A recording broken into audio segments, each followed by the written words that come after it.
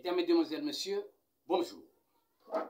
On va aborder l'histoire de l'habillement à l'époque de nos ancêtres. Notre regard sera focalisé chez les Bétis en Afrique. Pour le faire, deux articulations. La période de la nudité, la période des cache-sexes. Si vous voulez bien, commençons par la période de la nudité. Il a souligné que l'homme a commencé à marcher nu. Hommes et femmes. Après, les hommes vont apprendre à cacher leur nudité pendant que les femmes continuaient à évoluer sans vêtements. Comme raison, pour les femmes, elles devaient trouver leur mariage à travers la beauté de la forme de leur nudité. Pour trouver un mari, il fallait que le conjoint apprécie la beauté de la nudité de la femme, ce qui déterminait la décision de prendre celle-ci pour épouse. L'habillement va subir plusieurs étapes.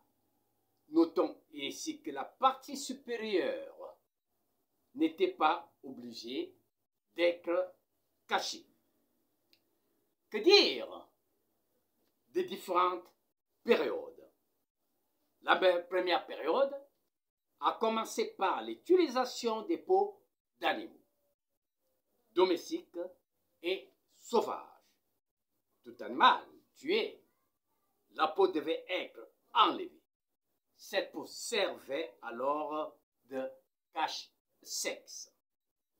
La deuxième période était les écorces de baume. Révélons ici que le baume désigne un arbuste qu'on trouve dans plusieurs parties de l'Afrique. L'Afrique centrale. Il pousse dans les jachères. Il pousse aussi dans les clairières de culture. Son nom scientifique est Atyris. Dans d'autres lieux, on l'appelle Ola ou Ondom. De nos jours, cette baume est l'une des matières premières servant pour l'art graphique, la décoration, la peinture, la danse. Chez les Bétis, les chefs traditionnels ont adopté cette baume comme leur tenue événementielle. La troisième période a constitué les écorces de tous les arbres. Dans certaines langues nationales, Bikobile, on taillait les écorces à la dimension des bassins de l'homme ou de la femme. À la quatrième période, se sont ajoutés les ustensiles de cuisine et les objets considérés précieux, entre autres plats, cuillères, fourchettes, etc. On pouvait aussi enfiler un nombre quelconque de l'un de ces objets à travers une corde traditionnelle et attachée au niveau du bassin. Parfois, on intercalait soit la chaume, soit une herbe spécifique, et tout cela pouvait constituer un agréable cache-sexe.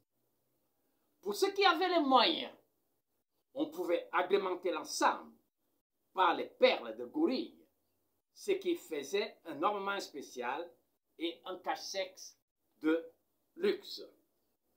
On va atteindre la cinquième période, où s'est ajouté l'Adam, feuille d'une herbe qui pousse dans les zones marécageuses et cette feuille, bien entendu, large. Ces feuilles, parallèlement, étaient utilisées comme couverture de marmites indigènes. On les séchait, on les rassemblait et devenaient semblables à un tissu. Notons ici que d'autres feuilles pouvaient être utilisées. Voilà, bref, ce ce qu'on peut dire de l'histoire de la nudité et de l'habillement de nos ancêtres. Abonnez-vous à Prezado TV. C'est votre chaîne d'avenir. Merci. Très prochainement.